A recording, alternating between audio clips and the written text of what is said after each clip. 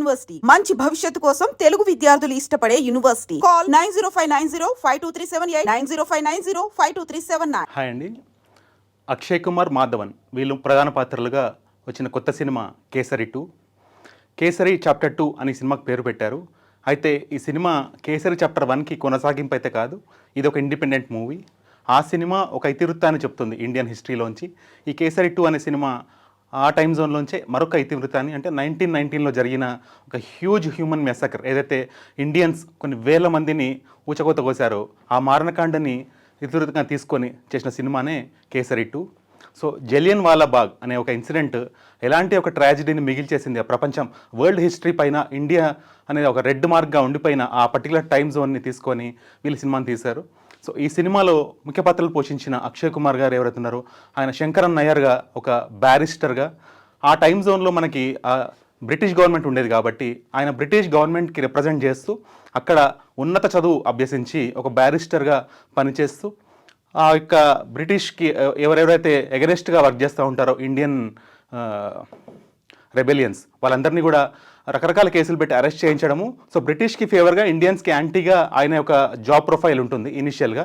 So అది చూస్తున్నప్పుడు మనకి ఎక్కడో అక్కడ ఆ పర్టికులర్ క్యారెక్టరేషన్ మీద కొంచెం కోపం అనేది క్రియేట్ అవుతుంది.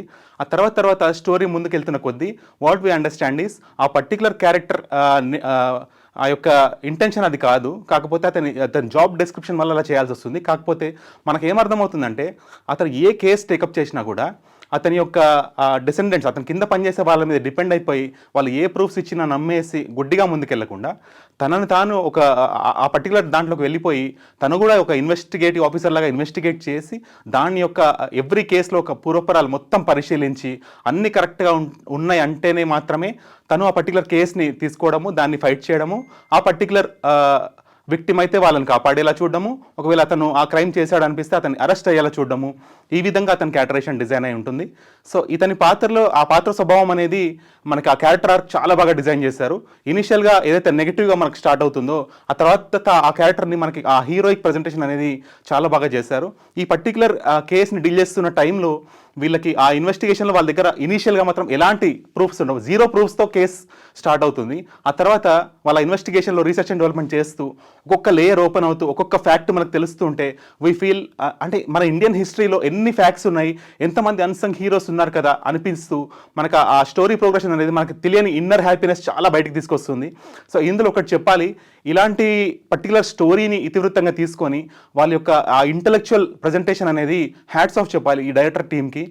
ఇలాంటి స్టోరీస్ వీళ్ళు ఎక్కడ రాశారు అని మనకు ఒక థాట్ వస్తే, చాలామంది కమర్షియల్ డైరెక్టర్స్ని మనం అడిగామనుకోండి, రెగ్యులర్ కమర్షియల్ డైరెక్టర్స్ మనకు వీక్లీ వచ్చే మూవీస్కి, దెసే మేము ఈ స్టోరీని ఒక బీచ్లో కూర్చొని రాసామని చెప్తారు, లేదా స్టార్ హోటల్లో, రిసార్ట్లో, లేదా ఒక ఫారెన్ కంట్రీ బీచ్లో కూర్చొని రాసామని చెప్తారు. వీళ్ళందరూ కూడా ఈ టీం ఎవరైతే ఉన్నారో బ్రిటిష్ లైబ్రరీలో కూర్చొని అన్ని బుక్స్, చాలా మటుకు హిస్టరీ బుక్స్ అన్నీ కూడా తీసుకొని అందులోంచి ఇండెక్స్ పాయింట్స్ అన్నీ తీసుకొని వాటన్నింటినీ ఒక స్టోరీగా పొందుపరిచి ఆ స్టోరీని బ్రేక్ డౌన్ చేస్తూ ఒక పర్టికులర్ స్టోరీ బోర్డ్ చేసుకొని ఆ స్టోరీ బోర్డ్ని ఈచ్ సీన్లో ఆ క్యారెక్టరేషన్ డెవలప్మెంట్ ఏంటి, ఆ క్యారెక్టరేషన్ డైలాగ్ ఏంటి, దాని ఓరియంటేషన్ ఏంటి, దాని పాజిటివ్ ఏంటి, నెగిటివ్ ఏంటి, ఇలా in every frame, every shot we have lot of intellectual information in this movie. So ఇలాంటి మూవీ మిస్ అవుతే మాత్రం చాలా beautiful narrative of Indian history miss అవుతారు ఆడియన్స్. సో ఇలాంటి మూవీ వచ్చినప్పుడు మనము it's our responsibility to encourage this kind of films. అంటే చాలా మటుకు మనం వింటున్నాం బాలీవుడ్ ఏదైతుందో మంచి సినిమాతో రావట్లేదు, అందుకే ఫెయిల్ అవుతున్నారు. ఈవెన్ అసలు ఆ RRR అనే టైటిల్ ఏదైతుందో, రైజ్ రోర్ రివోల్ట్, ఆ టైటిల్ కూడా ఈ సినిమాకి పెడితే కూడా కరెక్ట్గా సూట్ అవుతుంది. బికాస్ ఆ స్టోరీ ప్రోగ్రెషన్ అనేది ఆ క్యారెక్టరేషన్ రైజ్ కానీ అతను ఎలా రివోల్ట్ అవుతాడు ఆ పర్టికులర్, అంటే అప్పటిదాకా ఆ బ్రిటిష్ కింద పనిచేస్తున్న వ్యక్తి, వాళ్ళ కింద లాయల్గా ఉన్న వ్యక్తి, వాళ్ళ బ్రిటిష్ ఏదైతే తప్పు చేస్తే వాళ్ళని కూడా కాపాడే వ్యక్తి, ఫ్యాక్ట్స్ తెలుసుకొని ఫ్యాక్ట్స్ సైడ్ నుంచొని నిజం వైపు నుంచొని వాళ్ళనే తిరుగుబాటు చేస్తూ అతని ఒక ఏదైతే దానివల్ల అతని లైఫ్లో ఏం కోల్పోయినా పర్లేదు, దేశం కోసం నేను కూడా నిలబడతా అనే ఒక ఆ పర్టికులర్ ట్రాన్స్ఫర్మేషన్ అనేది చాలా మంచిగా అనిపిస్తుంది మనకి. చాలా మటుకు సినిమాలు అది మంచి సినిమా అయినప్పటికీ ఏ సర్టిఫికేట్ రావడం మనం చూస్తున్నాము. ఈ సినిమాలో 1% కూడా వల్గారిటీ లేదు విజువల్గా, కాకపోతే కొన్ని డైలాగ్స్ మాత్రం అవసరం మేర ఎఫ్ అనే డైలాగ్ వాడారు. సో దాని పరంగా ఈ సినిమాకి ఏ సర్టిఫికేట్ ఇచ్చారు, అయినప్పటికీ కూడా ఈ ఏ సర్టిఫికేట్ చూసి ఇదేదో అడల్ట్ సినిమా అనుకొని మాత్రం ప్రేక్షకులు ఈ సినిమాకి దూరంగా ఉంటే మాత్రం చాలా ఒక ఒక ఒక అద్భుతమైన సినిమాని మిస్ అవుతారు. స్కూల్స్ అన్నీ కూడా టీచర్స్ పిల్లలు కలిసి ఈ సినిమాని చూసి ఎంజాయ్ చేసే సినిమా ఇది. అంత ఇంటలెక్చువల్ మూవీ ఇది. నన్ను అడిగితే ఒక ఇంటర్స్టెల్లార్ కానీ, ఇన్సెప్షన్ కానీ ఇలాంటి మూవీస్ తీస్తున్న డైరెక్టర్ని మనం ఒక ఉన్నత స్థాయిలో పొగుడుతూ ఉన్నాం మనం. అంటే అంతకంటే మించిన డైరెక్టర్స్ ఉంటారా అని. అలాంటి ఇంటలెక్చువల్ ప్రాపర్టీ మన ఇండియాలో ఎందుకు లేదు అనే దానికి ఆన్సరే ఈ సినిమా. ఇలాంటి సినిమాలు ఈవెన్ రీసెంట్గా ఏదైతే తెలుగులో కోర్ట్ అనే ఒక మూవీ వచ్చింది కదా, ఆ సినిమా నచ్చిన ప్రతి వ్యక్తి హిందీ వచ్చినా రాకపోయినా ఈ సినిమాకి వెళ్ళి చూడండి సబ్ టైటిల్స్ హెల్ప్ తోటి. ఆ కోర్ట్ అనే సినిమాకి మీరు 10 times 20 times హ్యాపీనెస్ ఈ సినిమాలో మీరు పొందుతారు. Because Indian history was never told this much intellectual and intelligently. ఈ సపోర్టింగ్ క్యాస్ట్లో మనం చూస్తే మాధవన్ అనే క్యారెక్టర్ ఒక స్టేజ్లో ఎప్పుడైతే అక్షయ్ కుమార్ క్యారెక్టర్ బ్రిటిష్కి యాంటీ అయిపోయారో వాళ్ళకి ఇంకా ఏం చేయాలో తెలియని పరిస్థితిలో అతనికి యాంటీగా ఎవరిని నుంచోబెట్టాలి, ఎందుకంటే అతను ఒక కేసు టేకప్ చేస్తే అతన్ని ఓడించే వ్యక్తి లేరు అని వాళ్ళకు కూడా తెలుసు క్లారిటీగా. సో ఆ పర్టికులర్ టైం జోన్లో వాళ్ళు ఒక బ్రిటిష్ లాయర్ని పెడదామంటేనేమో ఇక ఇండియన్ సెంటిమెంట్స్ అడ్డొస్తాయి. దానివల్ల ఆ బ్యారిస్ ఒప్పుకోరు, అక్కడ కోర్టు ఒప్పుకోదు. సో ఆ పర్టికులర్ టైం జోన్లో వాళ్ళకి దొరికిన ఒకే ఒక ఆప్షన్గా మనకి మాధవన్ గారు కనిపిస్తారు ఇందులో.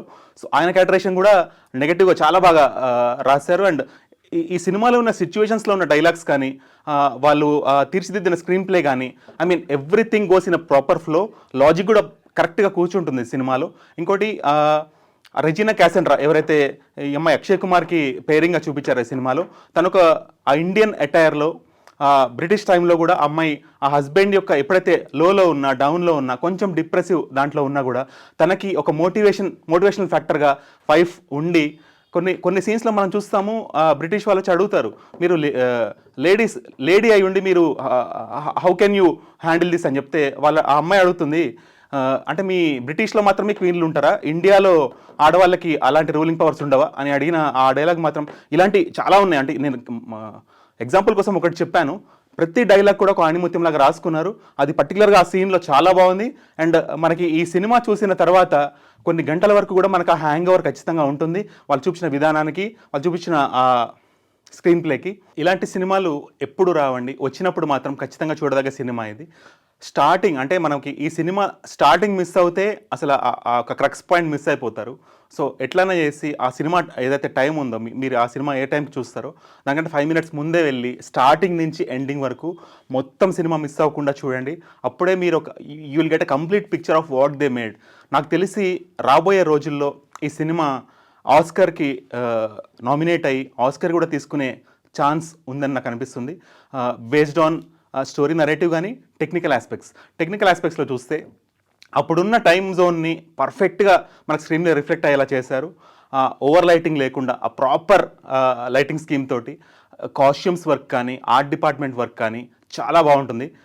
అక్షయ్ కుమార్ వేసుకున్న ఆ బాడీ లాంగ్వేజ్కి సూట్ అయ్యే ఆ అటైర్ చాలా మంచిగా అనిపిస్తుంది. కొన్ని ఎమోషనల్ సీన్స్ ఉంటాయి అందులో. అతని ముఖానికి అక్కడున్న పబ్లిక్ రివోల్ట్ అనేది ఒక పర్టికులర్ సీన్ ఉంటుంది, తన ముఖం అంతా బ్లాక్ చేసేస్తారు వాళ్ళు. ఆ ఇన్సల్ట్ అనేది, ఆ హ్యూమిలేషన్ అనేది చాలా బాగా చూపిస్తారు.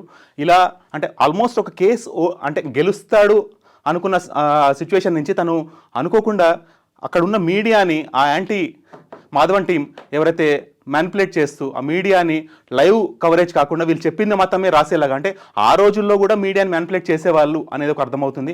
ఆ రోజుల్లో కూడా ఎలాంటి కేసుల్లో ఎలాంటి పాలిటిక్స్ ఉండేది. కొన్ని మనం సీన్స్లో చూస్తే మనకి ఇన్ని రోజులు మనకి ఇండియాకి ఎనిమిగా మనం ఎవరిని చూస్తాం జనరల్గా అన్ని మూవీస్లో, మ్యాక్సిమం మూవీస్లో పాకిస్తాన్ని మనకి ఇండియాకి ఎనిమిగా చూపిస్తారు. ఈ సినిమాలో మనకి ఆ ఇండియాకి ఎప్పుడైతే బ్రిటిష్ అనేవాళ్ళు ఎనిమిగా ఉండేవాళ్ళు, అప్పట్లో ఆ బ్రిటిష్ అనేవాళ్ళు ఎంత చదువుకున్నా, ఎంత ఉన్నత స్థాయిలో ఉన్నా, ఎంత రిచ్ పీపుల్ అయినా కూడా ఇండియన్స్ని కుక్కల కంటే హీనంగా ఎలా చూసేవాళ్ళు.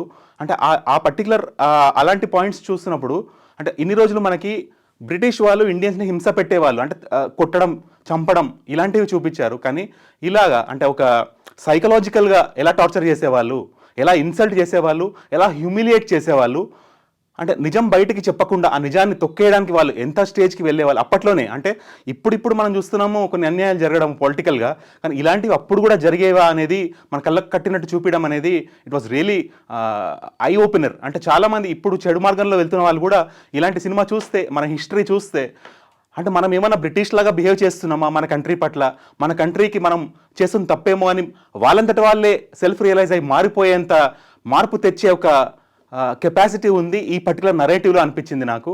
అంటే ఒక చెడ్డవాళ్ళు కనుక ఈ సినిమా చూస్తే మంచి వాళ్ళుగా మారిపోయే యొక్క అంత బ్యూటిఫుల్గా నరేట్ చేశారు. సో ఇంతకంటే ఇంపాక్ట్ఫుల్గా ఈ సినిమాని నరేట్ చేయలేరు. This is the best narrative of kesari 2. కొన్ని సినిమాలండి మనకి ఎంటర్టైన్మెంట్ పొందపరుస్తాయి, మనకి నవ్వుల్లో ముంచెత్తుతాయి, కొన్ని ఆ చూపించిన సంఘటనల వల్ల మనకి బాధ మిగులుస్తాయి, కొన్ని సినిమాలు ఆలోచింపజేస్తాయి, కొన్ని సినిమాలు ఇన్ఫర్మేషన్ ఇస్తాయి. కానీ ఇలాంటి కేసరి 2 లాంటి సినిమాలు ఉంటాయి చూడండి, మన యొక్క మనందరిలో ఉండే ఆ ప్యాట్రియాటిజంని, ఆ ప్రైడ్ ఫీలింగ్ని బయటికి తీసుకొచ్చి మన మన మన దేశ జెండా రెపరెపలాడుతూ ఎలా ఉంటుందో అలాంటి ఫీలింగ్ మనకు తెప్పించి మనకు ఆ ఫీలింగ్ ఇంకా ఇంకా పెరిగేలాగా చేస్తుంది. సో ఒక్కళ్ళుగా కాకుండా ఈ సినిమాని ఒక హ్యూజ్ ఫ్రెండ్ సర్కిల్గా, ఒక హ్యూజ్ ఫ్యామిలీగా, ఒక హ్యూజ్ స్కూల్ అందరూ వెళ్ళి ఈ సినిమా చూడడం, ఇలాంటివి జరిగితే మాత్రం రియల్గా చాలా బాగుంటుంది. అలాంటి ఎక్స్పీరియన్సెస్ డిజర్వ్ చేస్తుంది ఈ మూవీ. ఇండివిజువల్ వాచింగ్ కంటే కూడా, అంటే ఇప్పుడు ఎవరింట్లో వాళ్ళు కూర్చొని చూడాల్సిన ఓటీటీ లాంటి మూవీ కాదు ఇది. కమ్యూనల్ వాచింగ్ అంటారు చూడండి, ఒక గ్రూప్ ఆఫ్ పీపుల్ కూర్చొని థియేటర్లో ఎంజాయ్ చేసి దాని గురించి మళ్ళీ ఒక 1 అవర్ మళ్ళీ డిస్కస్ చేసుకునే ఒక వర్త్ ఉన్న సినిమా ఇది. ఇంత వర్త్ సినిమా మన కోసం తీసుకొచ్చిన ఆ ప్రొడక్షన్ హౌస్, అంటే కరణ్ జోహర్ కానీ 3-4 ప్రొడ్యూసర్స్ కలిసి కొలాబరేట్ అయి చేశారు ఈ సినిమాని. సో ఇలాంటి వర్త్ఫుల్ సినిమా మాత్రం ముందుకొస్తే చాలా బాగుంటుంది. ఇలాంటి వర్త్ఫుల్ సినిమా తెలుగులో లేదా అంటే రీసెంట్గా వచ్చిన కోర్ట్ సినిమాని ఎగ్జాంపుల్గా చెప్పొచ్చు. అయితే ఆ court cinema is based on the latest జరుగుతున్న ఇన్సిడెంట్స్ మీద. కాకపోతే ఈ సినిమా ఇతివృత్తం వచ్చేసి మనకి ఇండియన్ హిస్టరీలో కనెక్ట్ అవుతుంది. So I strongly recommend every school, every college to connect themselves with అంటే మీకు దగ్గరలో ఏవైతే థియేటర్స్లో ఈ సినిమా నడుస్తుందో, మీకు హిందీ వచ్చినా రాకపోయినా సబ్ టైటిల్స్ హెల్ప్ తోటి ఈ సినిమాని ఖచ్చితంగా చూడండి. వీలైతే స్టేట్ గవర్నమెంట్ కానీ సెంట్రల్ గవర్నమెంట్ కానీ ఇనిషియేటివ్ తీసుకొని ఈ సినిమాని కనుక ట్యాక్స్ ఫ్రీ చేయగలిగితే చాలా బాగుంటుంది. Because this kind of appreciation will encourage many more producers to make this kind of movies. మన హిస్టరీలో చాలా మంచి స్టోరీస్ ఉన్నాయండి. ఎంతసేపు hero elevation, hero buildup, hero buildup renewal movies కాదండి. మన హిస్టరీలోంచి చాలామంది హీరోస్ ఉన్నారు, అన్సంగ్ హీరోస్ ఉన్నారు. వాళ్ళని పరిచయం చేయడానికి ట్రై చేయండి. మన హిస్టరీలోంచి డార్క్ ఇండెక్స్ చాప్టర్స్ చాలా ఉన్నాయి. అలాంటి చాప్టర్స్ బయటికి తీయండి. మన యొక్క యంగ్ జనరేషన్ ఎవరైతే ఉన్నారో వాళ్ళకి మన హిస్టరీ గొప్పగా తెలిస్తే చాలా బాగుంటుంది. వాళ్ళ నెక్స్ట్ జనరేషన్కి అంటే ఇలాంటి ఒక రికార్డెడ్ వర్షన్గా ఉంటే చదవని పిల్లలు కూడా చూసి అర్థం చేసుకునేలాగా ఉంటుంది. కాబట్టి వాళ్ళు విజువలైజేషన్ కూడా కష్టం ఉండదు, చాలా ఈజీగా అర్థం చేసుకుంటారు. రీసెంట్గా వచ్చిన చావా మూవీ ఎంత మంచి గ్రేట్ ఫీలింగ్ ఇచ్చింది అందరికీ, అంతకి మించిన ఫీలింగ్ ఈ సినిమా ఖచ్చితంగా ఇస్తుంది. సో ఎవరు కూడా ఈ సినిమా మిస్ అవ్వద్దు. థియేటరికల్ వాచింగే చాలా బాగుందండి ఈ సినిమాలో కొన్ని ట్రిగరింగ్ పాయింట్స్ ఉంటాయండి. అవి ఆ సినిమాలో క్యారెక్టర్తో పాటు మనం కూడా చాలా హ్యూమిలేట్ అయ్యేలా చేస్తాయి. Like for example Akshay Kumar belongs to a syndicate wherein అతను ఒక డిప్లొమాట్ అనమాట. ఆ డిప్లొమాట్స్కి సంబంధించిన ఒక సిండికేట్లో తను కూడా ఒక భాగమైనప్పటికీ కూడా ఒక పర్టికులర్ ఆ సిండికేట్కి సంబంధించిన మెయిన్ ఆఫీస్లోకి తనని అలో చేయరు. అక్కడ పక్కన చూపిస్తే ఆఫీసర్ వచ్చి చెప్తాడు, అక్కడ ఒక బోర్డు ఉంటుంది, Indians and dogs are not allowed అని. అలాంటి పర్టికులర్ సీన్స్ అంటే ఇది ఏంటంటే ఒక మనిషిని చేయితో కొట్టడం వేరు, చేయితో కొట్టి పనిష్మెంట్ చేయడం వేరు.